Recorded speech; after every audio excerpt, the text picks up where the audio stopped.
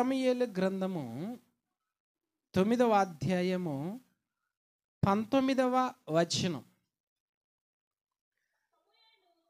సమూయేలు సౌలుతో, నేను దీర్ఘదర్శిని, ఉన్నతమైన స్థలమునకు నా ముందు వెళ్ళుడి, నాకు ముందు వెళ్ళుడి. నేడు మీరు నాతో కూడా భోజనము చేయవలెను. రేపు నీ మనస్సులో ఉన్నదంతయు నీకు తెలియజేసి నిన్ను చాలు. ఇప్పుడు మనం చెప్పుకోబోయే అంశం ఏంటంటే మనస్సు. మనిషి అన్న తర్వాత ప్రతి వ్యక్తికి మనస్సు అనేది ఉంటుంది. ఈ మనస్సు, ఈ మైండ్, దీని మీద ఆధారపడి నరుడు నడుస్తూ ఉంటాడు, పని చేస్తూ ఉంటాడు. మనిషి ఏదైనా చెయ్యాలంటే ముందు మనసుకి ఇష్టం ఉండాలి. ఈ మనస్సు మనకు ఆలోచన కలగజేసినప్పుడు మనం చేయటానికి ఇష్టపడతాం. కాబట్టి మనస్సు అనేది చాలా ఇంపార్టెంట్. ఆదివారం నేను మందిరానికి రావాలి అని మనసులో నిర్ణయించుకొని వచ్చాం. నీకు ఆహారం అవుతుంది, వెళ్ళి తినంటే మనసు ఆలోచన ఇస్తే తింటాం. నీకు దప్పిక అవుతున్న వెళ్ళి మంచినీళ్ళు తాగు అని మనస్సు మనకు ఆలోచన ఇస్తే తాగుతాం. నువ్వు ఒక ఇల్లు కట్టుకోవాలి, నువ్వు చదువుకోవాలి, నువ్వు జాబ్ చేయాలి, నీ లైఫ్ ఇలా ఉండాలని మొదట మనస్సులో ఆలోచించుకుంటాం. అందుకనే మనస్సు అనేది ఉంటుంది. మనుషులందరికీ మనస్సు అనేది ఉంటుంది. అయితే ఈ మనస్సు ఎన్ని విధాలుగా ఉంటుందో చెప్తా. దేవుని దగ్గరికి ఎన్ని విధాలైన మనస్సులతో వస్తారో చెబుతా. ఏంటి ఆ మనస్సులో? మనందరం దేవుని సన్నిధికి వచ్చాం. అందరి మనసులు ఒక విధంగా ఉంటాయంటే ఉండవు. ఒక్కొక్కళ్ళది ఒక్కొక్క బాధ, ఒక్కొక్కళ్ళది ఒక్కొక్క సమస్య. అందరం మనుషులే, మళ్ళీ ఆకారానికి అందరం మనుషులమే. కానీ మనసులో ఉన్న ఉద్వేగాలు ఎదుటి వ్యక్తికి అర్థం కావు, తెలియదు. నా మనసులో ఏముందో మీకు తెలియదు, మీ మనసులో ఏముందో నాకు తెలియదు.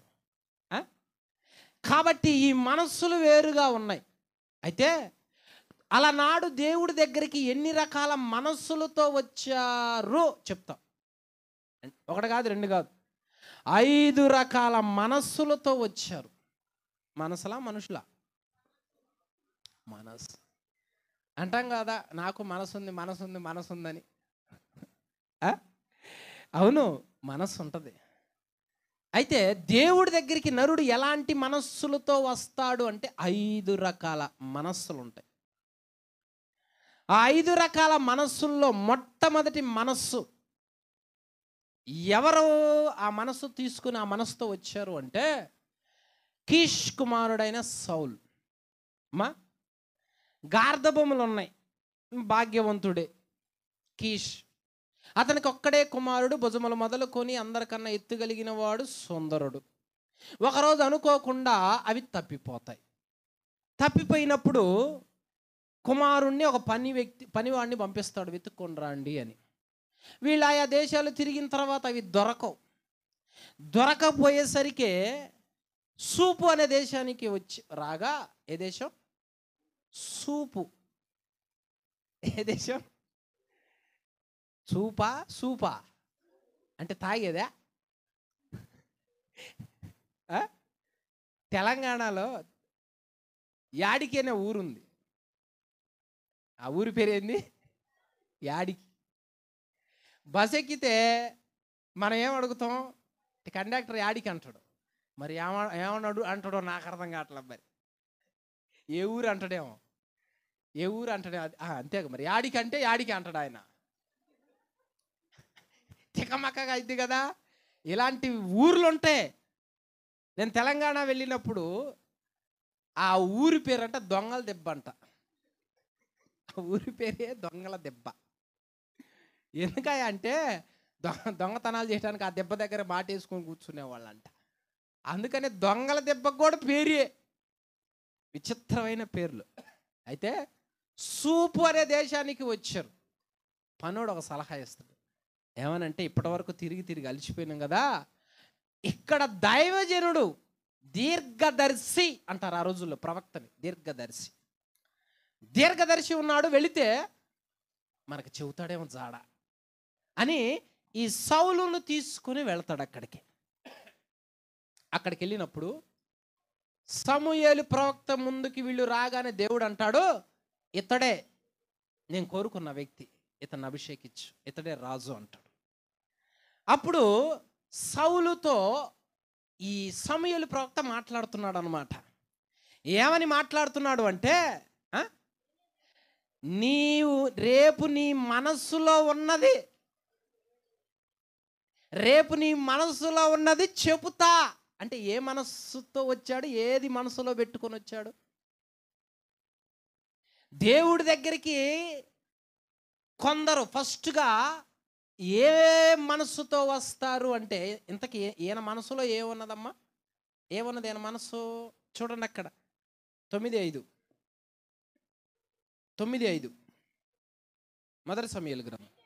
అయితే వారు సూపు దేశమునకు వచ్చినప్పుడు, మనం తిరిగి వెళదాము రమ్ము, గార్ధబొమ్మల కొరకు చింతింపక, నా తండ్రి మన కొరకు విచారపడునేమో అని. అది సంగతే. గార్ధబొమ్మలు పోయాయి, అదొక బాధ. వీళ్ళు కనపడట్లేదేమోనని తండ్రి బాధపడతాడు, అదొక బాధ. ఈ బాధని మనసులో పెట్టుకొని దుఃఖముతో వేదనతో వచ్చినాడు దేవుడి సన్నిధికి. అంటే మొదటి బ్యాచ్ మనస్సులో బాధతో వస్తారు, బాధను పెట్టుకొని వస్తారు, బాధను నిలుపుకొని వస్తారు. అవి నానా విధములైనవి కావచ్చు. బాధాకరమైన మనస్సు ఉంది మరి ఆయనకి. భాగ్యవంతుడే, మరి భాగ్యవంతుడికి కష్టాలు ఉండవా అంటే ఉంటాయి. అమ్మా, భాగ్యవంతుడికి కష్టాలు ఉండవు అంటే ఉంటాయి. సౌందర్యవంతుడే, భుజములు మొదలుకొని హైట్ కలిగినోడు అంట. మరి ఆయన కష్టాలు ఉండవు, ఉంటాయి. మనస్సులో ఉందంట ఆ బాధ. ఇక్కడున్న ప్రతి బిడ్డలో మనస్సులో నువ్వు ఎంత అయితే బాధపడుతున్నావో, దేని గురించి అయితే బాధపడుతున్నావో, ఏది రాలేదు, ఏది పోయింది, ఏది కనపడలేదు, ఏది దక్కలేదు అని వేదన చెందుతున్నావో, ఆ మనస్సులో ఉన్న బాధను పోగొట్టి ఆ వ్యక్తిని సంతోషింపజేయాలి అంటే దేవుని సన్నిధికి ఆ వ్యక్తి రావాలి. హల్లెలూయా. దేశాలు తిరిగారమ్మా, ఎక్కడ మనస్సులో ఉన్న బాధని చెప్పి తీసేసేవాళ్ళు రాలా. మనం కూడా అంతే. మనకి నచ్చిన వాటి దగ్గరికి వెళ్ళి నా మనసులో ఉన్న బాధను తొలగించు అంటే తొలగించలేవై. ముందు అసలు మనసులో ఉన్న బాధ తెలియాలి కదా, మనసులో ఉన్న వేదన తెలియాలి కదా, మనసులో ఉన్న దుఃఖం తెలియాలి కదా. ఇప్పుడు ఇక్కడికి వచ్చిన మనందరి విషయాల్లో కూడా, మీ విషయాల్లో కూడా ఏమున్నదే, ఏమి నిలుపుకున్నారో? ఇంతకాలం గొడ్డి చాకిరి చేసి చేసి చేసి 4 దేశాలు తిరిగాడు ఇంచుమించు. అన్ని దేశాలు తిరిగినా గార్ధబొమ్మలు ఇన్ని సంవత్సరాలు పనిచేసే ₹1 వెనక లేదు. పెద్దోళ్ళు ఏమంటారు? 4 రాళ్ళు, 4 రాళ్ళు, 4 రాళ్ళు వెనకేసినా రాళ్లతో పోల్చారంటే ఉందే అర్థం. వీడికి నోకలు ఉన్నాయి రే, నోకలంటే అర్థం ఉందే. అరే వీడు గుణం గుడిసేటిది రే, గుడిసితో ఎందుకు పోల్చారంటే అర్థం ఉంది. వాళ్ళు ఎవరు అనుకున్నావు? మంచి జ్ఞానవంతులు. దేశాలు తిరిగాడు, కానీ శ్రమే, కష్టమే, వేదనే, మనసులో ఉన్న బాధ పోలా, అలాగనే నిలిచి ఉన్నది. చాకిరి చేసినోడు తిరిగినట్టున్నాడు, వెతికినట్టున్నాడు, నడిచినట్టున్నాడు. కానీ బాధ మాత్రం మనసులో అలాగనే ఉండిపోయి. ఏం చేయాలి? చాలామంది మారట్లేదని తల్లిదండ్రులు ఎంతో మనసులో వేదన చెంది ఉన్నారు అనుకుందాం. అన్నా మొదటి బ్యాచ్ మనసులో బాధతో వచ్చే బ్యాచ్. అందుకనే ఎక్కడికి రావాలి? దేవుడు పిలుస్తా ఉన్నాడు, నా యొద్దకు రా, నా సన్నిధికి రా, నీ మనస్సులో ఉన్నది చెబుతా. నీ మనస్సులో ఏముందో చెబుతా. ఏముంది మనసులో? ఆయన మనసులో ఏముంది? బాధ. పొయ్యిని వెతుక్కోవాలి, దొరకాలి. నా తండ్రి నా కోసం దిగులు పడుతున్నాడు. చూడు, ఈ చింత వేదనతో దేవుని సన్నిధికి ఒక వ్యక్తి వస్తాడు. అవును, మనస్సులో బాధలు నానా విధాలుగా ఉంటాయి, కానీ అది ఎక్కడ పరిష్కారము, అది ఎక్కడ పోతుంది, దానికి ఎవరు మందు అంటే యేసుక్రీస్తు వాక్యమై ఉన్న దేవుడు. హల్లెలూయా. అర్థమైందా? సమూయేలు ప్రవక్త దగ్గరికి అలా రాగానే దేవుడు చెబుతున్నాడు, ఇతని మనస్సులో ఉన్నది చెప్పు నాయన, ఇతని మనసులో ఉన్న వేదన కొట్టివేసే మాటలు చెప్పు నాయన, ఆదరించే మాటలు చెప్పు నాయన, సంతోషింపజేసే మాటలు చెప్పు నాయన. అంటే దేవుని సన్నిధికి నువ్వు ఎప్పుడైతే ఆ మనస్సుతో వస్తావో నీకే మాటలు కావాలో అవి సిద్ధము చేసి ఉంచుతాడనమాట. సౌలు మనస్సులో ఎంత బాధ ఉందో ఆ బాధను పోగొట్టే మాటలు సమూయేలు ప్రవక్త నోట్లో ఉంచిండు దేవుడు. సమూయేలు ప్రవక్త చెప్పాడు దేవుడు. అలాగనే నీవు సమస్యలో వచ్చినావు గనక అది పోగొట్టే మాటలు దేవుడు దైవజనుడు నోట ఉంచుతాడనమాట. ఎంత అద్భుతం చూడు. ఆయన వస్తుంటే ఆయన మనసులో ఉన్నది ఆయనకు చెబుతున్నాడు, ఈ మాటలు చెప్పు అని, ఈ వేదన చెప్పు అని. చాలామంది దైవజనులు వాక్యం చెబుతూ ఉంటే కొంతమంది ఇంకెందుకు ఈ బతుకు ఆత్మహత్య చేసుకుందాం అనుకున్న వాళ్ళు కూడా చాలామంది ఉన్నారు. ఒక ఆయన వాక్యం ప్రకటిస్తూ ఉంటే ఆయన నోట దేవుడు ఒక మాట పెట్టాడు, ఎందుకు చచ్చిపోవాలనుకుంటున్నావు, నీకు బదులు నేను చనిపోయా, ఎవరు లేరు అనుకున్నావా, నేనున్నా, నన్ను నమ్ము, ధైర్యంగా ఉండో, నువ్వు బ్రతకాలే అని అంటే అరుగు మీద కూర్చుందంట ఒక అమ్మాయి, పాపం పురుగుల మంది ఇంట్లో తెచ్చిపెట్టుకొని. ఈ దైవజనుడి ద్వారా దేవుడు మాట్లాడుతుంటే ఈ మాటలు విని వెంటనే పట్టబడ్డది. అంటే వాక్యం అంటే ఏమనుకున్నావు, నీ మనసుతో సూటిగా మాట్లాడుతాడో, నీ మనసులో ఉన్న బాధతో మాట్లాడతాడో, దాన్ని వెళ్ళగొడతాడో, నిన్ను ఆనందింపజేస్తాడో.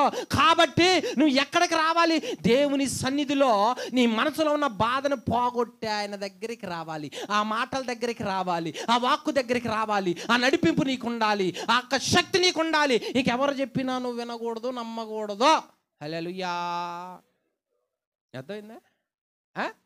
రేపు నీ మనసులో ఉన్న అంతా చెబుతా అనడా, లేకపోతే రేపు నీకు సున్నగా గుండు కొడతా అన్నడా? చెప్పు. దేవుడు ఎక్కడైతే మాట్లాడాడో జీవం ఉండదు అక్కడ. దేవుడు ఎక్కడైతే నోరు విప్పుతాడో అక్కడ మలినం ఉండదు, ఎండిపోయే తత్వం ఉండదు, మనసులో బాధ ఉండదు. అది నివారణ కలిగిన మందు దేవుడు వాక్యములో ఉంది. అప్పటిదాకా బాధతోనే ఉన్నాడు, వేదనతోనే ఉన్నాడు, వచ్చి నిలబడ్డాడు. ఏనంటాడు, నువ్వు ఎందుకు వచ్చినావు నాకు తెలుసులే అంటాడు. ఏదేందిరా మనం చెప్పలేదు కదా ఇంకా బాధ పన్నోడు. అరే మనం ఇంకా బాధ చెప్పలేదు కదరా అంటే, ఆయనకు తెలుసని చెప్పాగా దేవుడు ఆయన నోటి మాట ఉంచుతాడు. మీరు ఫలానా దానికి వచ్చారుగా, రేపు చెప్తా అన్నాడు. సరే బాగానే ఉంది. ఇప్పుడు చెబుతున్నాడు అనమాట, 3 దినముల క్రిందట. ఎన్నో వచ్చిన 20 వచ్చిన చదవండి. ఎన్ని దినాల క్రిందట? 3 దినముల క్రిందట తప్పిపోయిన నీ గార్ధబబులను గూర్చి విచారా. అంటే మనసులో ఏముందో చూడు, మనసులో ఏముందో చూడమ్మా. అమ్మా వాడిని ఏం చూస్తావు, నా వైపు చూడమ్మా. వాడిని రోజు చూద్ది కానీ ప్రార్థన అయిపోయిన తర్వాత, అరే నువ్వేంది ఆడ నిలబడ్డా, అరే కూర్చోరా, నిన్నే చూడటం సరిపోయింది. వాళ్ళు మనస్సులో విచారము కలిగి, బాధ కలిగి, నవ్విచ్చినా నవ్వక, జోకేసినా నవ్వక, అన్నం పెట్టినా నవ్వక ఆ మొహంతో ఉన్నాడంట. మరి ఒక వ్యక్తి మనసులో బాధ ఉంటే ఇంకేదైనా కానీ అంత సంతోషం ఉండదు. ఎందుకు, మనసు చాలా ఇంపార్టెంట్. మనసుకి నాకు బాగుంది అనుకోబ్బా భలే నవ్వుతాడు, గంజి నీళ్ళు అయినా నవ్వుతాడు, పచ్చడి మెతుకులు తిన్నా నవ్వుతాడు. అందుకనే ధనవంతుడు కొడుక్కి సంతోషం లేదు, ధనవంతుడి కుమారుడు యొక్క మనసు బాధతో, విచారంతో, వేదనతో ఉన్నది. అది దేవుడు చెబుతున్నాడు, నీ విచారమునకు కారణం గార్ధబొమ్మలు పోయింది. అంటే నీ విచారమునకు కారణం నీకు ఆరోగ్యం బాగల, నీ విచారమునకు కారణమో నీకు అప్పులైని, నీ విచారమునకు కారణమో నీ కుటుంబం రక్షించబడలా, నీ విచారమునకు కారణమో నీ కుటుంబాన్ని ఏలుతున్న దరిద్రమో. దేవుడు ఆ విచారముతో ఉన్న మనస్సుతో సూటిగా మాట్లాడుతానమ్మా, కత్తి పెట్టినట్టు. విచారపడకో, ఫస్ట్ విచారంతో ఉన్నాడు. ఇప్పుడు దేవుడు అంటున్నాడు ఏమనే, 3 దినముల క్రిందట తప్పిపోయిన నీ గార్ధబల నిమిత్తమో నువ్వు విచారపడకో. హల్లెలూయా. ఎవరండి అలా మాట్లాడేది? అక్క, నేను వ్యాపారం జరగదని బాధపడమాక అక్క, నీ వ్యాపారాన్ని సమృద్ధికి జరిగిస్తాడు దేవుడు. పనులు ఏమైనా బాధపడమాకండి, విస్తారమైన పనులు వేస్తాడు దేవుడు. నీ మనస్సులో ఒక బాధతో ఇక్కడికి వచ్చావు, అందుకే నీతో మాట్లాడతాడు. నీకు ఇది లేదనే కదా. నువ్వు ఎక్కడికి వచ్చినావో తెలుసా? మాట్లాడలేని వాళ్ళ దగ్గరికి కాదో, నీలో మనసులో ఏ బాధతో ఉన్నావో చెప్పలేని వాళ్ళ దగ్గరికి కాదో, జీవం కలిగిన దేవుడు వర్తమాన భూత భవిష్యత్తు కాలంలో ఉన్నవాడో, రేపేం జరుగుద్దో, వచ్చే యుగంలో ఏం జరిగిద్దో ఆది నుంచి అంతవరకు ఎరిగిన వాడు, ఆయన దగ్గరికి నువ్వు వచ్చినాడు గనక నీకు కావాల్సిన మాటలు సిద్ధము చేసి ఉంచుతాడు ఆయన. ఇప్పుడు బాధపడుతున్నావు, తర్వాత నేను ఇస్తాగా, నువ్వు బాధపడబాకంటాడు. నీ మనస్సు ప్రశాంతంగా ఉంచుకో, నీ విచారాన్ని తీసేసుకో. నేను ధైర్యపరుస్తున్నా, అవి దొరికితే అవి ఖచ్చితంగా ఇస్తా నేనంటాడు. హల్లెలూయా. విచార పడకో, అవి దొరికినాయి అన్నాడు. అరే, ఈ సంగతి ముందే తెలిసినట్టయితే దేశాలు తిరగకపోయే వాళ్ళమేగా, తెచ్చుకున్న డబ్బులు మొత్తం అయిపోకుండా ఉండేగా. చెప్పు, ఆడి మాటలు ఈడి మాటలు విని ఆ దేశం ఈ దేశం పోతివి. చెప్పు, ఉపదేశం ఇంపార్టెంట్, ఒట్టి మాటలు కాదు, పిట్టకథలు కాదు. జనాలు మరి ఈ రోజుల్లో దీనికి ఇష్టపడుతుండే.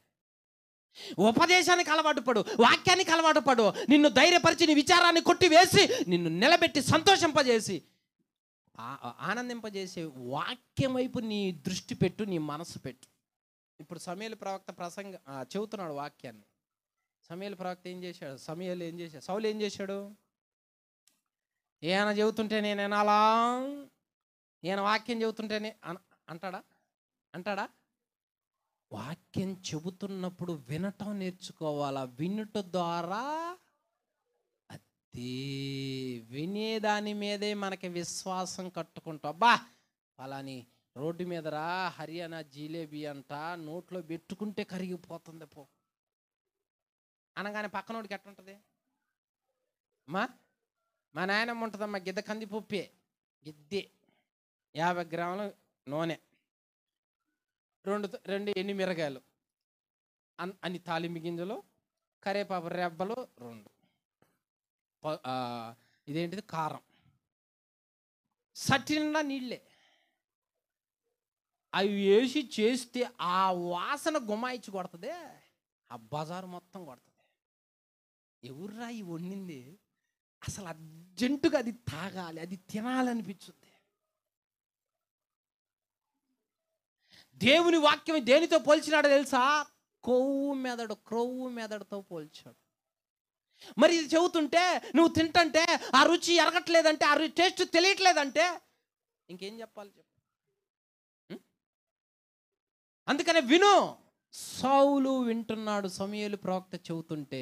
విచారంతో ఉన్నావు కదో, బాధతో ఉన్నావు కదో, నెల రోజులు తినటానికి లేవు అనుకుంటున్నావు. అదే కానీ బాధ. లేకపోతే ఈ పిల్లలు ఏంటి, ఎందుకు గోల్డ్ అట్ట ఇరుక్కుంటు, లేకపోతే నీ బాధ ఏంటి, నీ విచారణకి కారణం ఏమిటి? దిగులుతో ఉన్నావు కదో, అది నాకు తెలుసు, నేనే దాంతో సూటిగా మాట్లాడుతున్నా. ఎంతకాలం నా బిడ్డని ఇబ్బంది పెడతావు, వేదనకి గురి చేస్తావు, కృంగదీస్తావు, కష్టాన్ని దోచుకుంటావు, త్రిప్పుతావు. ఈ రోజు నుంచి నీ ఆటలు కట్టి చేస్తున్నా నేను అంటున్నాడు దేవుడు. ఈ రోజు నుంచి నీ ఆటలు సాగా, నా బిడ్డని నేను సంతోషింపజేసి విచారాన్ని కొట్టివేస్తా అంటాడు దేవుడు. హల్లెలూయా. అర్థమైందా? మొదట బాధాకరమైన మనస్సు. వచ్చాడు దేవుని సన్నిధికి, నివారణ అయిపోయిందా? అవును, గాడిద బొమ్మలు దొరికినాయి. ఇంటికి పోయిండు హ్యాపీగా. Hi dad, how are you అన్నాడు. Oh my son, where are you అంటున్నాడు డాడీ. ఎక్కడున్నావు ఇన్ని రోజులు? ఇక తండ్రి ప్రేమకే, నా కుమారుడు ఒక చాటికి వెళ్ళిండంటే పట్టుకొని వచ్చిండు చూసావా అని ఆయన పొగుడుతుండే. వీళ్ళేమో తిరిగి తిరిగి అల్లాడిపోయి ఆడిగిపోయిన సంగతి ఆయనకు తెలియకపోయా. మా అమ్మ కూడా అంటది, అవ నన్ను ఏసై బాగు చేసిండంటే, అరే ఊరుకోరా, నేను అక్కడ మొక్కి ఎక్కడ మొక్కి అన్ని మొక్కులు మొక్కితే భరించలేక స్వస్థత వచ్చింది అంటది. నా బాధ నాది, ఆమె బాధ నాది. అమ్మా హల్లెలూయా. మొదట వేదనకరమైన మనసు, విచారంతో వచ్చే మనస్సును దేవుడు ఏం చేస్తున్నాడంటే కొట్టివేస్తా ఉన్నాడు. ఆ మనసుతో నువ్వు వచ్చావేమో, యేసు నామములో అది కొట్టివేయబడునుగాక. ఆమేన్. రెండవ మనసు ఆదికాండము 17వ అధ్యాయము 16, 17 వచనములు. నేను ఆమెను ఆశీర్వదించి ఆమె వలన నీకు కుమారుని కలగజేసేదను. నేను ఆమెను ఆశీర్వదించేదను, ఆమె జనములకు తల్లి అయిండును, జనముల రాజులు చెప్పాను. అప్పుడు అబ్రహాము సాగిలపడి నవ్వి, 100 ఏళ్ల వాడికి సంతానము కలుగునా, 90 ఏళ్ల శారా కనునా అని మనస్సులో. మొదటి మనసు ఏమో చూడు, విచారంతో వచ్చిన మనస్సు. రెండవ మనసు ఏమో డౌట్ డౌట్ డౌట్. ఇది జరుగుద్దా, ఇది అయిద్దా, ఇది సాధ్యమా, కన్ఫ్యూజన్, డౌట్, సందేహమైన మనసు. మొదట బాధ అయిన మనసు, రెండేమో సందేహం. మనకు చాలా అనుమానాలు ఉంటాయి, చాలా డౌట్లు ఉంటాయి. ఇంకా జరుగుద్ది అంటావా, ఇంతకాలం జరగంది ఇప్పుడు జరుగుద్దా, ఇంతకాలం మారినోడు ఇప్పుడు మారతాడా, ఇంతకాలం దేవుని సన్నిధికి రానోడు ఇప్పుడు వస్తాడా, ఇంతకాలం నా కుటుంబం అభివృద్ధి చెందలేదు ఇప్పుడు చెందుద్దా, ఇంతకాలం జాబు లేని నాకు వచ్చుద్దా. దేవుడు చెబుతా ఉన్నా అబ్రహాం ఏమంటా ఉన్నాడంటే, కనునా ఎందుకంటదా, సందేహమైన మనస్సు ఇది. రెండు వైపులా డౌట్లతో ఉంటాం మనం. ఇది ఉండకూడదు, నా దగ్గరికి పూర్ణ మనస్సుతో రావాలి. అంటే మనసులో ఏముంది, వెనకే డౌట్, సందేహం ఉన్నది. ఇప్పుడు నేను అడుగుతున్నా, విశ్వాసం లేకుండా దేవుడు ఎట్ట పని చేస్తాడు చెప్పు? విశ్వాసం లేకుండా దేవునికి ఇష్టలయ్యుండుట. నీ భార్య కంటదే అని దేవుడు చెబుతుంటే ఏనంటాడు, 90 సంవత్సరాలుగా అంటాడు. అంటే ఆ సంగతి దేవుడికి తెలీదా? ఈయనయా 19 years old మై వైఫ్ అంటాడు. Dad 19 years old my wife. దేవుడేమో ఇవన్నీ ఏం చెప్పకుండా అరే కంటది అన్నాడు. ఆయన ఏమంటున్నాడు అంటే, ఏంది కనేది, ఆమె శరీరం చూసినవా, 90 సంవత్సరాలు ముసిలి, ఆమె మృతతుల్యమైంది శరీరం, స్పర్శ లేదు, చలనం లేదు, కూర్చుంటే లేకపోలేదు, లేగితే కూర్చోలేదు. ఆమె కంటదంటే అని ఏనంట. కనునా, ఇది జరుగునా, ఇది కొట్టివేయబడునా, ఇది పోబడునా, మనకి చాలా వస్తాయి. కాబట్టి లేఖనం ఏమంటా ఉన్నదంటే, మనుషులకు అసాధ్యములైనవి అది పట్టుకో. వాక్యం తెలియకపోతే అన్నీ తంటాలే, ఇంక లేదులే పోయిందిలే తీ అంట. ఇంకంతేగా మరి. అమ్మా వజ్రం వల్ల ఆయన ప్రార్థనకు వస్తారని ఎవరన్నా అనుకున్నారా? అసలు వజ్రం వస్తుందని ఎవరన్నా అనుకున్నారా? మన దృష్టిలో డౌట్ పడతాం, సందేహిస్తాం, అనుమానం వ్యక్తపరుస్తాం. దేవుడు మాత్రమో ఎందుకు సందేహం, నాకు తెలుసుగా. 90 సంవత్సరాలు అయితేమి, 100 సంవత్సరాలు అయితేనేమి, 110 సంవత్సరాలు అయితేనేమి, నేను కదా కార్యము చేసుకునేవాడనో. నేను అబద్ధం ఆడుతున్నానా, నవ్వులాటగా చెబుతున్నానా, ఏలనగా చేస్తున్నానా, లేదా పైపైన మందు రాస్తున్నానా నిన్ను ఓదార్చడానికే? నా మాట అవునంటే అవును, కాదంటే కాదేగా దేవుడి మాట. మరి మనిషి మాట అవునంటే అవునంటాడు, కాదంటే కాదంటాడు. మరి దేవుడు అబ్రహాముని ఏదో ఓదార్చడానికి చెబుతుండ పైపైన. ఆ రోజుల్లో రాజుల దగ్గరికి వచ్చేవాళ్ళు అమ్మ పైపైన ఏమని వస్తారు అనుకున్న రాజుగారి దగ్గరికి? సందడిగా వస్తారంట. రాజు చిరంజీవి అగునుగాక అంట.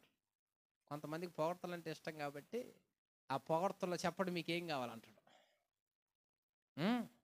దేవుడు కూడా తన బిడ్డలకు ఉచితంగా ఊరక దూపం వేసేవాడా? చెప్పు. ఆయన చెయ్యగలడు కాబట్టే దేవుడు చెబుతున్నాడు అబ్రహాముతో, నీ భార్య కంటదే అన్నాడు. అంతే. కన్నప్పుడు ఏం చేయాలి? కంటదన్నప్పుడు ఏం చేయాలి? అంటనే దేవా నీకు స్తోత్రం అనాలా? అనాలి. ఎందుకంటే ఇచ్చిన ఆయన మాట ఇచ్చిన ఆయన ఎవరో?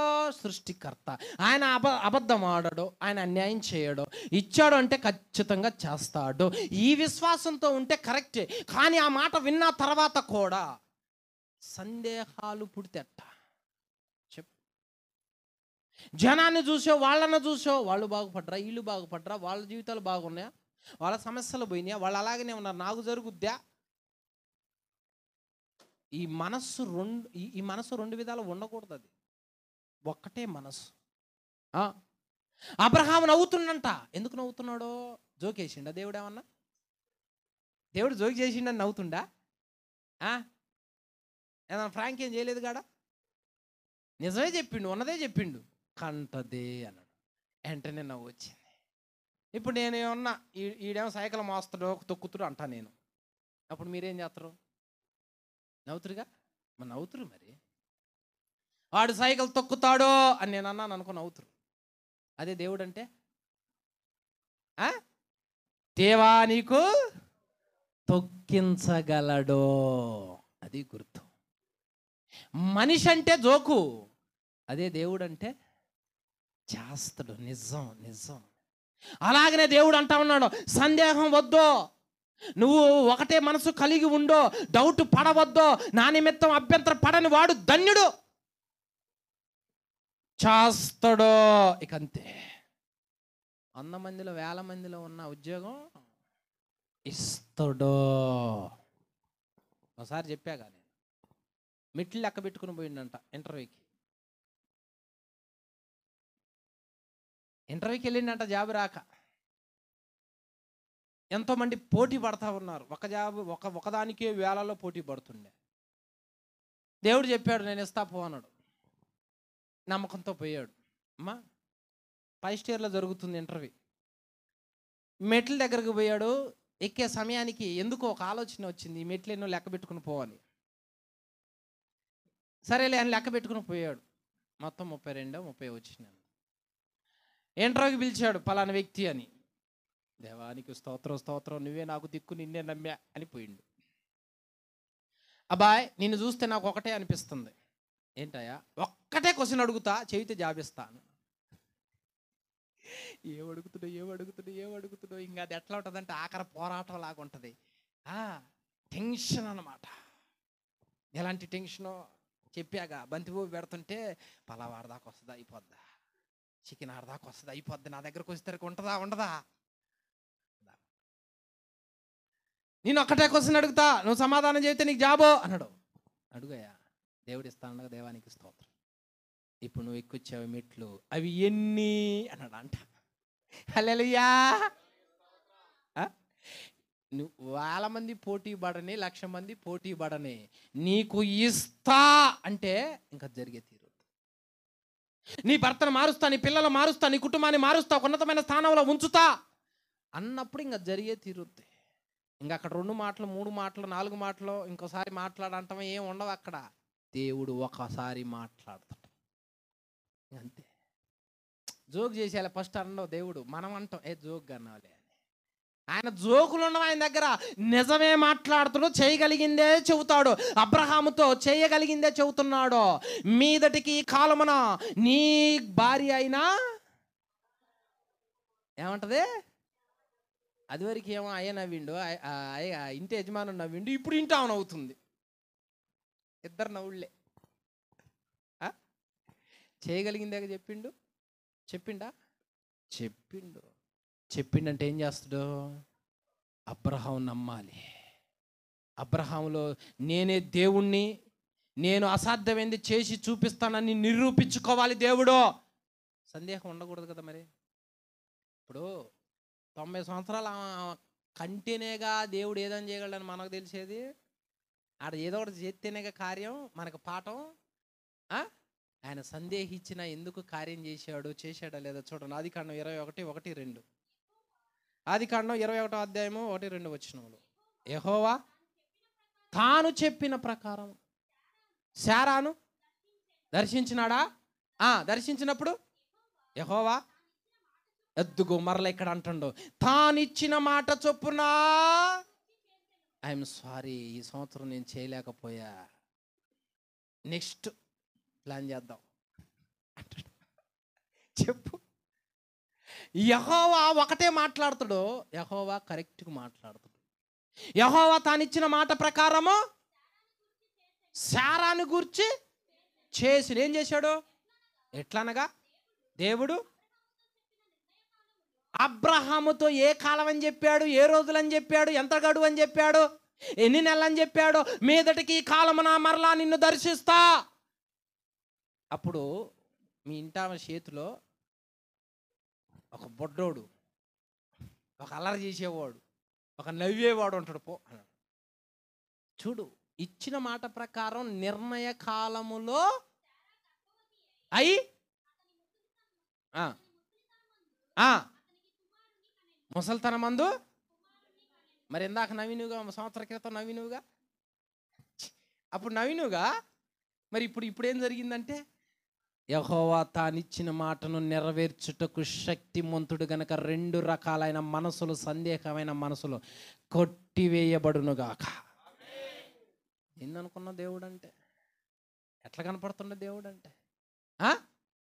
తీసుకెళ్తాడు, పెంట కుప్ప మీద ఉన్న వాళ్ళని తీసుకెళ్తాడు సింహాసనం మీదకి. ఎక్కుపో, కూర్చోపో అంటాడు. అక్కడ వాళ్ళు అడ్డం ఉన్నారు, వీళ్ళు అడ్డం ఉన్నారు. ఎవడురా చెప్పింది? నేనురా. పోను, వాడు కూర్చోపో. అలా యోసేపుని ఎక్కిలేదా? దానియేలుని ఎక్కిలేదా? ముర్దకైని తీసుకుని వెళ్ళలేదా? మోషేని తీసుకుని వెళ్ళలేదా? దావీదును తీసుకుని వెళ్ళలేదా? ఇది వాక్యమో, ఇది సత్యమో, నువ్వు చదివితే, నువ్వు వింటే, ఈ చరిత్ర తెలిస్తే నిజమే కదా. మనం బైబిల్ తెరిచేసరికి మన బైబిల్ తెరిచేసరికి ఏమైపోయింది? 5 సంవత్సరాలు అయింది. ఆ 5 సంవత్సరాలు కూడా ఏ ఏలి ఆడబెడతావో ఆ వచనమే చదవాలి. అక్కడేమని వచ్చింది? యూదా తనకు తాను ఉరి పెట్టుకొని చచ్చిపోయిండు అని వచ్చింది. ఏం చేయాలి ఇప్పుడు? మరి శుభవచనం వచ్చింది అనుకుంటే ఫస్ట్ సారి సరిగా నేను ఎవడో తుమ్మిండు, డిస్టర్బ్ చేసిండు, కానీ సరిగ్గా మనసు లేదు, అందుకే రెండోసారి తీ అని ఏలు పెట్టావు. నువ్వు కూడా అలాగే చేయి అంటే ఊరి పెట్టుకోవాలన్నమాట. ఏదో మంచి వాగ్దానం ఇస్తారని నేను అనుకుంటే ఎట్టొచ్చింది ఏంది ముచ్చటగా మూడోసారి చేద్దాం అని మూడోసారి కూడా ప్రార్థన చేసి తీసితే అంటే ఆ వేలు దగ్గర ఏముందంటే, నువ్వు చేయిచున్నది ఆలస్యం చేయక చెయ్యి అని వచ్చింది. అంటే ఇప్పుడు ఊరేసుకోవాలా? వాక్యంతో చెలగాటాలైతే అంతే ఉంటుంది మరి. నిజమే కదా. అబ్రహాము కూడా ఆ రోజులో సందేహించాడు, డౌట్ పడ్డాడు కదా, ఇది జరుగుద్దా అనుకున్నాడు కదా. కానీ ఎవరి మాట నెరవేరింది? అన్న మాటను దేవుడిని నెరవేర్చలేదా? ఆమె ముసలితనం మంది ఆమెను దర్శించలేదా? నిర్ణయ కాలంలోనే ఆమెకు బిడ్డను ఇవ్వలేదా? ఎవరి మాట నెరవేరింది అంటే దేవుడిచ్చిన మాట నెరవేరింది. మరి నీ జీవితంలో, నా జీవితంలో దేవుడు నిలబెట్టుటకు సమర్థుడు. పోట లేదు, సంవత్సరాల నుంచి ఇలాగనే ఉన్నాయి అనుకున్న సమస్యలు, డౌట్ పడుతున్నాయి, సందేహంగా ఉన్నాయన్నీ ఈరోజు కొట్టివేయబడునుగాక. హల్లెలూయా. ఇంకంతే, అదే విశ్వాసంతో ఉండు. మళ్ళీ పోతాయి అంటావా అన్నాం అనుకో, మళ్ళీ దిగజారినవని అర్థం. వాక్యం నమ్మినప్పుడు గట్టిగా పట్టుకో. ఇంకంతే, ఎంతమంది చెప్పినా నేను వినను, పట్టుకుంటున్నా. అమ్మా ఎక్కడ ఈ రూమ్కి వచ్చినప్పుడు అసలు అడ్రస్ లేదు, పిడిగిరాళ్ళలో అసలు గుర్తింపే లేదు, ఎక్కడో 4 గోళ్ల మధ్య పరిచర్య. అమ్మా ఇప్పుడు దేవుని కృప 49,000 మందిలోకి తీసుకుపోయాడు. 50కి దగ్గరలో ఉంటుంది. 50,000 కాగానే మీ అందరికీ తలా 1000 రూపాయలు నాకు ఇస్తే పార్టీ ఇస్తా. మరి అంత పోయినప్పుడు మరి మీ పార్టీ ఇద్దా మరి. హల్లెలూయా. రెండవ మనసు సందేహమైన మొదటి మనసు ఏమో బాధ మనసు, తీసేసిండు అంతటితో, బాధపడొద్దయ్యా అని. రెండవ మనస్సు సందేహం, డౌట్ కలిగిన మనస్సు, అది కూడా దేవుడు ఏం చేస్తుంటే విరిచేశాడు. ఆయన నమ్మిన బిడ్డల జీవితంలో, ఆయన దగ్గరకు వచ్చే బిడ్డల జీవితంలో సందేహాలు ఉండకూడదు, అనుమానాలు ఉండకూడదు, డౌట్ ఉండకూడదు. కరెక్ట్గా అయిన దేవుడు ఈయన నమ్మితే అద్భుతాలు చేస్తాడు, అసాధ్యమైనది కూడా చేసి చూపిస్తాడని మనం గట్టిగా నమ్మాలి. కాబట్టి తన న్యాయత్వాన్ని దేవుడు నిరూపించుకుంటున్నాడు అక్కడ, తన శక్తిని నిరూపించుకుంటున్నాడు అక్కడ. ఎప్పుడో జరిగింది ఆ కార్యం, ఇప్పుడు కూడా చేయటానికి శక్తిమంతుడు. హల్లెలూయా. ఎన్ని మనసులు అయిపోయినాయి? మూడవ మనసు చూడండి. మూడవ మనసు ఏంటది? 2వ దినవృత్తాంతముల గ్రంథము 29వ అధ్యాయము 9, 10 వచనములు. త్వరగా నేను 1:30లోనే ముగిస్తా. కాబట్టి మన తండ్రులు వింటి చేత పడిరి, కత్తి చేత పడిరి, మన కుమారులను కుమార్తెలను భార్యలను చెరలోనికి కొనుపబడిరి. ఇప్పుడు మన మీదనున్న ఇశ్రాయేలీయుల దేవుడైన యెహోవా మహోగ్రత చల్లారునట్లు ఆయనతో మనం నిబంధన చేయవలెనని మనస్సులో అభిలాష పుట్టెను. అభిలాష అంటే కోరిక, ఇష్టం. హిజ్కియా, బైబిల్ గ్రంథంలో హిజ్కియా అనే రాజు అనే అని తెలియకుండా ఉండడు, మంచి రాజు. ఈయన రాజు అయ్యే సమయానికి దేవుడు కోపం ఇజ్రాయెల్ మీద మండుతుందంట. దేవుని కోపం మండుతుందంట వాళ్ళ మీద. ఇదంతా గమనించిన ఈయన, రాజు స్థానంలో ఉన్న ఈయన, ఒకరోజు తన మనసులో ఒకటి అనుకుంటాడు. ఏమని అంటే, మన తండ్రుల మీద ఎందుకు ఇంత కోపం, దేవుడి కోపం అధికంగా ఉంది, వీళ్ళు ఎందుకు పడిపోతున్నారు, యుద్ధంలో విజయం ఎందుకు రావటం లేదు, దేశంలో ఎక్కడ చూసినా ఏమిటి అన్యాయం, ఇందుకు కారణము దేవునితో మనుషులు నిబంధన చేసుకోలేకపోతున్నారు, సరైన నిబంధనలో ఉండలేకపోతున్నారు. ఏమి నిబంధన అమ్మా? అందుకనే ఆయనకి ఏం కలిగిందంటే, తన మనసులో జనులను నిబంధనకు ఒప్పించాలని మనసులో అనుకున్నాడు. ఏ నిబంధన? ఇప్పుడు వివాహం జరుగుద్ది, ప్రమాణం లేకుండా వివాహం, నిబంధన అన్నా, ప్రమాణం అన్నా, ఒట్టన్నా, మాట అన్నా, మొత్తం దేవుని సన్నిధిలో మొదట మాట ఇవ్వాలి. పవిత్రమైన మాట, జాగ్రత్త మాట. ఏమని? ఇక నుంచి నీకు తోడుగా ఉంటా, నిన్ను చూసుకుంటా, నిన్ను తప్ప ఎవరిని ఎరగను. మాట ఇవ్వాలి అక్కడ, నిన్ను భారీగా స్వీకరిస్తాను. ఎవరి సన్నిధిలో ఇవ్వాలి? మాట ఇవ్వాలి. దేవుడు జతగా పరిచిన వారిని మనుషుడు వేరు చేయకూడదు. అలాగనే మనం ఒక పని దగ్గర కూడా ఒక అగ్రిమెంట్ రాపించుకొని ఆ నిబంధనకు కట్టుబడతాం. నీ పని నేనే చేస్తా, అయిపోయిందా, సంతకం పెడతా. అదొక నిబంధన. స్నేహితుల మధ్య నిబంధన, వ్యాపారాల మధ్య నిబంధన, పనుల మధ్య నిబంధన, చదువు దగ్గర నిబంధన, ప్రతి దాని దగ్గర ఒక మాట అనేది ఉంటుంది. ఆ మాట తప్పినప్పుడు శిక్షకు గురవుతాము. ఇజ్రాయెల్ ప్రజలు ఆ నిబంధనకు ఒప్పుకోవాలా. అంటే నేనే మీకు దేవుడును, నేను తప్ప ఎవరు ఉండకూడదని ఆ రోజుల్లో దేవుడు చేయితే వాళ్ళు నిబంధన చేస్తారు. అంటే మాట ఇస్తారు, నువ్వే మా దేవుడివి, నిన్నే మేము అనుసరిస్తాము, నిన్నే నమ్ముతాము. ఆ నిబంధన చేసుకొని తర్వాత తప్పారు.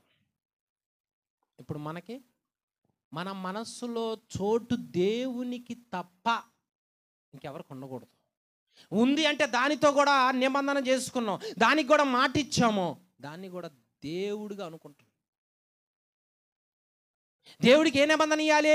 ఇక నుంచి నా శరీరం మీద అధికారం నీదే, నీవు నా తండ్రివి, నేను నీ కుమారుణ్ణి, నా ప్రవర్తన అంతటి మీద అధికారం నీదే, నువ్వే నా దేవుడవే, నేను నిన్ను నమ్ముతున్నా. మాట, నిబంధన, తీర్మానం అయిపోయింది. ఆయన ఎవరు? పెళ్లివరుడు.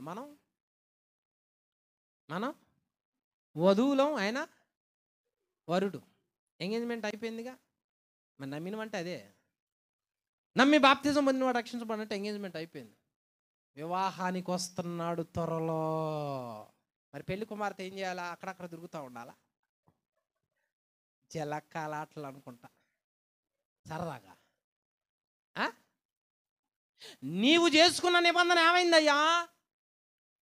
ఒకడే దేవుడు, ఆయన్ని అనుసరిస్తాం, ఆయన నా కొరకు ప్రాణం పెట్టాడు, ఆయన నా వరుడు, ఆయన కోసం నేను ఎదురు చూస్తాను అనకుండా మొదటి ప్రార్థన, మొదటి విశ్వాసం, మొదటి పరిచర్య ఏమైపోయాయి? నిబంధన మీరిపోయాం. నిబంధనలోంచి అడుగు పెట్టాం అంటే స్వేచ్ఛలోకి వచ్చాము, స్వతంత్రంలోనికి వచ్చాము, ఇష్టానుసారంగా వచ్చాము అని అర్థం. అందుకనే హిజ్కియా రాజుకి ఏమనిపించిందంటే, ఈ జనులను మరలా నిబంధనలోనికి నడిపిద్దాం, నిబంధన చేపిద్దాం, దేవుడితోనే చేపిద్దాం. అయ్యా ఇక నుంచి మీ వారమే, నువ్వే మా మీద అధికారివి, నువ్వు చెప్పినట్టే వింటాం. వాక్యం ఎట చెప్పిందంటే అదే వినాలి మనం. ఇక స్నేహితులు చెప్పారు, ఎవరు చెప్పారు, అవన్నీ మనకొద్దు. దేవుడు చెప్పిందే మనం చేయాలి. అందుకని నన్ను తప్ప ఎవరిని ప్రేమించకూడదు. దేవుని ప్రేమించావు అంటే అర్థం ఏంటంటే ఆయన చెప్పింది వింటున్నావు అని అర్థం. చెప్పు. ఇప్పుడు మన మనసులో దేవుడే ఉన్నాడా? నిబంధనలో ఉన్నావా? క్రొత్త నిబంధనలో ఉన్నావా? దేవుని వాక్యాన్ని వింటున్నామా? ఆయనతో చేసుకున్న నిబంధనలను మీరుతున్నామా? చాలాసార్లు మాటిస్తాను దేవుడికి. ఈ రోజు నుంచి క్రమం తప్పకుండా మందిరానికి వస్తా, ప్రార్థన చేస్తా, వాక్యం చదువుతా, నిబంధన చేసుకుంటా. ఎవరికి దేవుడికి ఇచ్చిన మాటను నెరవేర్చు, అది మంచిది. కానీ మనస్సులో ఆ నిబంధన గినక ఎవరికైతే ఉండదో వాళ్ళు ఏం చేయలేరు దేవుడి కోసం. హిజ్కియా చూసి, ఈ నిబంధన మీరటం వల్లనే నిబంధన లేకుండా తిరుగుతున్నారు కాబట్టే ఇదిగో తండ్రులు పడిపోతున్నారు చూసుకోండి అంటారు. నష్టం ఎందుకు వస్తుంది? ఇప్పుడు నాయకులు లేని జనులు చెడిపోతారు, కాపరి లేని గొర్రెలు చెదిరిపోతాయి. మరి ఆయనతో నిబంధన చేసుకుంటేనే కదా, నువ్వే మా కాపరి, నువ్వు చెప్పినట్టు తింటామని ఆ నిబంధనకు నడిస్తేనే కదా మనకు రక్షణ, భద్రత. కానీ ఆ రోజుల్లో జనులు అలా లేరు కనుక నిబంధన లేని మనస్సులను నిబంధన చేపించేటట్లుగా ఆ రోజుల్లో ఆయన మనస్సులో ఒక కోరిక పుట్టింది. ఇప్పుడు ఎంతోమంది తిరుగుతున్నారు, ఎంతోమంది నిబంధనలో లేరు, దేవుని భయం లేదు. వాళ్ళని ఏం చేయాలి? మనం కూడా హిజ్కియా అలాగా నిబంధనకు ఒప్పింప చేయాలి. ఆయనే మన దేవుడు, ఆయనే మన సృష్టికర్త, ఆయన చెప్పిందే వినాలి. ఇదివరకు ఎవరు చెప్పినా విన్నాము కాబట్టే దోషం వచ్చింది, పాపం వచ్చింది, పడిపోతున్నాం, నష్టాలు కలుగుతున్నాయి. కాబట్టి ఆయన దగ్గరికి వెళదాం పండి, ఆయన ప్రేమిద్దాం రండి. వ్యక్తిలో పడిపోయిన వాళ్ళతో కూడా అలా మాట్లాడాలి మనం. మూడో మనసు ఇది, మూడో మనసు. ఏ నిబంధన చెప్పు? ఏ నిబంధన? దేవునితో నిబంధన. ఎవరు చేసుకున్నారు బైబిల్ గ్రంథంలో? దానియేలు. రోజుకి 3 నిబంధన, అది రోజుకి 3 నిబంధన. అది మేరకూడదు నువ్వు ఎక్కడున్నా. దేవుడితో ఒక మాట ఇచ్చి డేరుగా నడవటం అంటే సామాన్యమైన విషయం కాదు. ఆయన నడిచాడు, మరి అందుకే అంత గొప్పగా దీవించబడ్డాడు. మనం టైం ఉంటే ప్రార్థన, అది టైం ఉంటే. సాతనగాడు ఉండనేడుగా, ఉంటే ప్రార్థన చేస్తావు నువ్వు, అందుకే ఉండనేడు. Full busy schedule. అమ్మా పెద్దలు ఏమంటారు? దమ్మిడి ఆదా లేదు, క్షణం తీరకలేదు, దమ్మిడి ఆదా. చెప్పు ఎందుకు ఇలా జరుగుతుంది అంటే, నిబంధన. దేవుని సన్నిధిలో అంత పెద్ద వ్యక్తే నిబంధన చేసుకుని రోజుకు 3 మోకరించి ప్రార్థన చేస్తుంటే, ఎవరు విప్పలేనంత మర్మాలు, జ్ఞానం దేవుడికి ఆ ప్రత్యక్షత ఇచ్చాడంట. చూసావా? పిల్లలు పెద్దలు అందరూ కలిసి నిబంధనలోనికి రాండే, దేవుడితో నిబంధన చేయండి, ఇక దూరం వెళ్ళిపోవద్దు అని హిజ్కియా మనసులో పుట్టిందంట. ఈ తరంలో, ఈ యుగంలో దేవుడు పుట్టించినందుకు, యవ్వన బలం ఇచ్చినందుకు మనలన్నా ఈ పుట్టియొద్దా? మనకన్నా ఆలోచన రావద్దా? ఈ మందిరం మొత్తం ఆత్మలతో నేను నింపాలి, దేవుడితో నిబంధన చేపించాలి అన్న ఆలోచన మనకు కావద్దా? ఆమెనంటే ఉరుకుతుంటుంది. అమ్మ మాట్లాడాలయ్యా, అయ్యా అయ్యా టీ పెడతానయ్యా అంటే ఆ టీ పెడతాను బతిలాడితే కాసేపు ఉంటారు. ఆ టీ అయిపోయింది మేము పోతాం. చిన్నప్పుడు ఆట ఆడుకునేవాళ్ళం, బెల్లం పెట్టినంతసేపు ఉంటాం, బెల్లం పెట్టిన తర్వాత ఇంటికి వెళ్ళిపోతాం. ఏందన్నా ఇది నాకు అర్థం కాదు. అన్నం వండిస్తా ఉండంటుంటిని. అయినా కానీ అమ్మా తాడు దింపుకొని ఉరుకుతాయి చూడు, లేత దోళ్ళలో తాడు కూడా దింపుతాయి. టీ దాకా ఉంటారమ్మా, టీ అయిపోయింది అనుకో ఇంక లేదు, ఇంక తలుపులు తీసుకొని ఇంక బయటకు వస్తాం. కాసేపు మాట్లాడంటే మాట్లాడరు. అమ్మ మీరు మాత్రం తక్కువ, మీరు ఉండరాయా, నేనేం చేయాలా చెప్పు? నిబంధన చేయి, ఈ పని ఈ రోజు నుంచి నేను చేస్తా, దీనిలో బాధ్యత తీసుకుంటా, దీనిలో కర్తవ్యం వహిస్తా, ఇది దేవుని పని అని హిజ్కియాలాగా ఒక నిబంధన చేసుకుని నెరవేర్చు. అప్పుడు ఎట్లుంటారో తెలుసా మనుషులు? చూడు 29:36. 29:36 నేను ముగిస్తున్నానమ్మా, నేను ముగిస్తున్నా. ఈ కార్యం అప్పటికప్పటికే జరిగినందున దేవుడు జనులకు సిద్ధపరిచిన దాన్ని చూసి హిజ్కియాను ఏమొచ్చింది? వాళ్ళకి సంతోషం వచ్చింది. ఇది ఎలాంటి సంతోషం అదే కాదు తెలుసా? చికెన్ పలావులు తింటే సంతోషం కాదు, మొక్క టచింగ్ ఉంటే సంతోషం కాదు, ఏదనుకున్నావు ఇదే దేవుడిచ్చే సంతోషం, దేవుడిచ్చే ఆనందం. అది ఎవడు కొట్టివేలేడు. హల్లెలూయా. దేవుడిచ్చినంట ఆ సంతోషాన్ని. అందరినీ నిబంధనకు ఒప్పింపజేసి బలిచ్చారాడ. అప్పుడు వచ్చినాయి అంట వాళ్ళకి సంతోషం. ఆహా ఏమి ఈ సంతోషం, ఏమి ఈ ఆనందం, ఏమి ఈ నవ్వు. ఇదివరకు కోల్పోయాము, ఇదివరకు ఏదో ఉందని పోయాం, కానీ ఏమీ లేదు. ఇక్కడ చూడు ఎంత ఆనందంగా. అందరూ ఉండి కాస్త దేవుని సన్నిధిలో ప్రార్థన చేసి కాస్త మందిరం గురించి మాట్లాడుకుంటుంటే కాస్త సంతోషంగా ఉంటాం. ఆమె అనగానే మొక్కలు వందనాలు, ఇంక అయిపోయింది, వందనాలు. అది సినిమా పోయినట్టేకేం కాదు, సినిమా కూడా అయిపోయిందిగా, ఇంక అయిపోయిందిగా, ఇంకెవడు ఉండడు ఆడ. ఏం పని? ఇంకా ఎటు దారి దొరికితే అటు ఉరకటమే, క్యూలో కూడా పోయేది లేదు, ముందు ఇంటి దారి కనపడాల, ఉరకటమే. అట్టయితే అట్ట. ఎక్కడైతే నిబంధనకు ఒప్పిస్తావో, నీ మనసులో ఇది పుట్టాలే, అక్కడ సంతోషం వస్తుందంట. చూసావా? ఎందుకు? నువ్వు తీసుకున్న నిబంధన, నువ్వు నడిపిస్తుంది దేవుడి వైపు. ఆలోచన నీకు పుట్టాలే, ఈ రోజు నుంచి పని నేను చేస్తా. ఒకళ్ళు వస్తే చేయటం, ఒకళ్ళు కాదంటే ఆగిపోవటం కాదు. పని అంటే చెయ్యి పెడితే అది సాగుతూనే పోవాలా. ఈ పరిచయలో చచ్చిపోయే పరిస్థితులు వచ్చినాయి నాకు. ప్రాణం బొద్దే అనుకున్నా కొన్నిసార్లు, కానీ పరిచర్య మాత్రం వదిలిపెట్టి నేను ఎప్పుడూ పోలా. సచ్చినా సద్దాం, కానీ పని మాత్రం వదిలిపెట్టకూడదు. నిబంధన. ఇంట్లోంచి బయటకు వచ్చేటప్పుడు ఒకటే తీర్మానం, దేవా చేస్తే పరిచర్య చేయాలి, లేకపోతే సావాలి, వదిలిపెట్టి మాత్రం నన్ను రానియొద్దు. హల్లెలూయా. ఆ తీర్మానంతోనే వచ్చా. భయంకరమైన ఆటుపోటు. కాసేపటికి మీరు అందరూ వెళ్తారు, నైట్ ఒక్కడనే. ఇక చూసుకో మా ఆటలు. సాతన్ గడికి నాకు ఆటలు ఉంటాయిగా, ఏం చేయాలి నేను? ఒలికిపల్లి వేసిన పక్కన చెప్పుకోవటానికి ఎవరు లేరుగా. అప్పుడు దేవుడు అంటాడు, నేనున్నా అంటాడు. నేనున్నా, ఆయన లేకపోతే నేను ఆడుండేవాడిని. నిబంధనకు తీర్మానం తీసుకో. సావనన్న సస్తం కానీ అగ్నిలో తల వంచం అన్నారంటే ఏ టైపు నిబంధన? వాళ్ళ రోషం చూసావా? సేమంత నిబంధన రోషం కూడా మనకు రాకపోతే. ఏడింతల అగ్ని బక బక బక మండుతుంటే వేసినవాడు ఎముకలు కూడా పొడైపోయే అగ్ని అవుతుంది.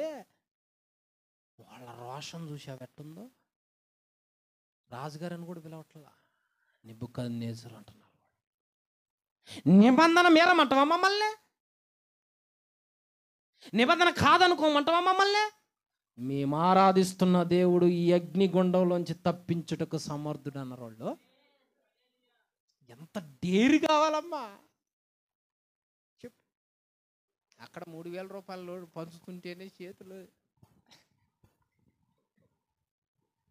ఇక మందు బాబులు అయితే వణుకొస్తుంది అనమాట, టెన్షన్. అరే పచ్చనోట్లకే నిలబడలేని మనం కత్తి తీసుకొని వచ్చి ఇంకా రాండ్రా ఎవరు వస్తారో దేవుడు నమ్ముకున్న వాళ్ళని మెడదేసకపోయి నేనే నమ్ముకున్నాను నరకంటమా చెప్పు. పౌల్ రోమాకి వెళ్ళొద్దో, వెళితే అయిపోతావు తిరిగి రావు అంటే ప్రభు కోసం చచ్చిపోవటానికి సిద్ధంగా ఉన్నాడు. వామ్మో వాళ్ళేం భక్తిపూర్వం లాగా ఆ వాక్యం చదువుతున్నప్పుడు నెబుకద్నెజరే చండ శాసనుడు, ప్రపంచాన్ని మొత్తాన్ని ఆయనకు అప్పగిచ్చాడు దేవుడు ఆ రోజుల్లో. అలాంటి రాజుగారిని రెస్పెక్ట్ కూడా లేకుండా దేవుడి కాక వేరే దానికి సాగిలపడినందుకు ఎంత రోషంతో మాట్లాడుతున్నారు. వేరే దానికి సాగిలపడినందుకు అంత రోషం వచ్చింది వాళ్ళకి. మన దేవుడు నలుగురిలో మనమే అవమాన పాలు పరుస్తుంటే ఇంత రోషం కూడా మనకి ఎందుకు రాదు? నిబంధన లేకపోతే అట్ట సాగిల పడతారా, అగ్నిగుండంలో వేయమంటారా, వేసుకోపా వేసుకోపో అందరు. ఏంద్రా ఇల్లు శాఖ నాకు ఎడగొడుతుంది కదరా, ఈయనకు భయం లేదా? భక్తి పరులో మండించిన రగులుడు అది ఆడ శాఖ కొడుతుంది, ఇలా శాఖ ఆయన కొడుతుంది. అక్కడ సింహాసనం మీద ఉన్న ఆయన టెన్షన్ పడుతుండ ముందు అయిపోండి. వీళ్ళని వేయటానికి వచ్చిన మనుషులు కాలేరంట, వీళ్ళని వేయటానికి వచ్చిన మనుషులు కాలిపోతే వీళ్ళ ముగ్గురంట చుట్టూ తిరుగుతున్నారంట. Hi hi Nebuchadnezzar. గవాన్ వచ్చి ఆ అగ్నిగుండంలో చూసినప్పుడు 4వ ఆయన దేవదూత తిరుగుతా ఉన్నాడంట. 4వ వ్యక్తి ఎవర్రా? 4వ వ్యక్తి ఎవరు? పైకి తీశారు వాళ్ళు. ఇప్పుడు అంటాడు, జీవం కలిగిన దేవుని సేవకులారా రండి, పైకి రండి. అప్పుడేం తోయమన్నాడు, ఇప్పుడు పైకి రమ్మన్నాడు. వాసన చూశారు, జుట్టు అగ్ని వాసన కూడా రాట్లా. వస్త్రాలు చూశారు, వాసన రాట్లా. ఇదేంది? అగ్నిలోనికి పోయి వచ్చినప్పుడు కనీసం కాలిన వాసన అన్నా వస్తుందిగా, కమిలిన వాసన ఏంది రాలేదు? నిబంధన ఎవరితో ఉంది? ప్రాణమైనా నిర్లక్ష్యం చేసుకున్నారు కానీ, ప్రాణం పోయినా పర్వాలేదు అనుకున్నారు కానీ దేవుని నామాన్ని అవమానపరచలా, దేవుని నామాన్ని అగౌరవపరచలా. అలా ప్రాణాలే ఇయ్యటానికి ఇష్టపడ్డారు. చిన్న చిన్న వాటికి నేను రానులే, మందిరానికి ప్రార్థన చేయండిలే, వద్దులే. ఏం ప్రాణం ఇస్తాం మనం? ప్రాణం ఇచ్చేవాళ్ళం. ప్రభువా ఈ రాత్రి నిన్ను పట్టుకుని చంపుతురా, అయితే వీళ్ళందరూ నిన్ను కాదన్నా, నేను మాత్రం నీ కోసం ప్రాణం పెడతా పో అన్నాడు. నోటి మాటగా ఇచ్చేసిండు, ఇచ్చేసి పెడతావా? పెడతా ప్రభువా, అసలు మాట తప్పను అన్నాడు. సరే అండి అందరం పోతాం, మీరు ఏడన్నా అందరం పోయి ప్రార్థన చేసుకుందాన్ని పోయి ప్రార్థన చేస్తాను. తిరిగి వచ్చేసరికి నిద్రపోతాడు. ఏంది గంట కూడా మేలుకొని ఉండలేవా? ప్రాణం ఇస్తానన్న ఆయన నిద్రను చంపుకోలేకపోయిండు ఆ గంట. ఇంకెందుకు ఒట్టి మాటలు ఎందుకు మరి? ప్రాణం ఇస్తానన్నాడు నిద్ర పట్టుద్దా? శోధన ప్రార్థన చేయి పేతురు, సారీ నిద్ర తట్టుకోలేకపోతున్నా అని అంతే నిద్రపోతున్నా మళ్ళీ. అంటే ఇందాకేం మాట ఇచ్చిను, ఇప్పుడు నిద్రనే చంపుకోలేనోడు ప్రాణం ఇస్తా. ఆయన పట్టుకున్న తర్వాత ఎక్కడో దూరంగా ఉరికి సలిమెంట్ దగ్గర కూర్చొని ఒక చిన్న అమ్మాయి అడుగుతుంది, నువ్వు కూడా గుంపేగా, నువ్వు కూడా ఆయన పక్కన ఉన్నావుగా అమ్మాయి, అమ్మాయి ఆయన నేను ఎర్రగాను. ప్రాణం ఇచ్చేవాళ్ళ వీళ్ళు చెప్పు. మరి ఎందుకు? మరి శాతకాని మాటలు ఎందుకు? భక్తి అంటే రోషం ఉండాలి, భక్తి అంటే నిబంధన ఉండాలి. చచ్చిపోయేంత వరకు యేసుని తప్ప ఎవరితో నిబంధన చేయననాలి, యేసుని తప్ప ఎవరిని నమ్మననాలి, యేసుతోనే ఉంటాననాలి. అది ఏదైనా సరే నా ప్రాణం పోయినా సరే నేను ఆయనతోనే ఉంటా, ఆయన మాట నెరవేరుస్తా అన్న వ్యక్తి జీవితంలో దేవుడు చేసే కార్యాలు ఎలా ఉంటాయో తెలుసా? అద్భుతాలు అద్భుతాలు. అగ్నిలో నుంచి బతికి బట్టగట్టి బయటకు వచ్చిన వాళ్ళు ప్రపంచంలో ఏకైక ఈ ముగ్గురు. హల్లెలూయా. దర్జాగా వచ్చిండ్రంట బయటికి, దర్జాగా వచ్చి. వీళ్ళేమో సైంటిస్టులు అయిపోయి టెస్ట్ చేసుకుంటుండ్రు, ఎందుకు గాల్చలేదు వీళ్ళని, వెంట్రుకలు కూడా ఎందుకు కమిలిపోలేదు అని వీళ్ళు టెస్ట్ చేసుకుంటుండ్రు. వీళ్ళేమో నాయన మా నిబంధన అలాంటిది, 4 ఆయన చూసి నువ్వు ఎట్టున్నాడో నాలుగా, నువ్వు తీసుకున్న నిబంధనలో నీకు వచ్చిన శ్రమలో దేవుడు బయటికి లాగుతాడు, ఆ తర్వాత నీకు కలిగేది మహానందం, సంతోషం, నీ దుఃఖం పోద్ది. అందుకనే తీర్మానం, నిబంధన, ఒక మాట కలిగి ఉండు భక్తిలో. హల్లెలూయా. అర్థమైందా? ఎన్ని చెప్పా? లేట్ చేయకుండా ఇంక నేను 2 చెబితే గంట పట్టుద్ది, కాబట్టి ఇంతటితో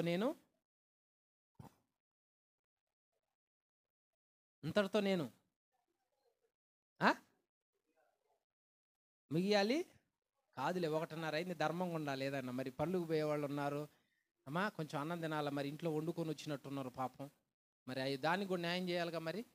హల్లెలూయా. మొదటి మనస్సు బాధాకరమైన మనస్సు, 2వ మనస్సు, 3వ మనస్సు నిబంధనకే ఒప్పించే మనస్సు.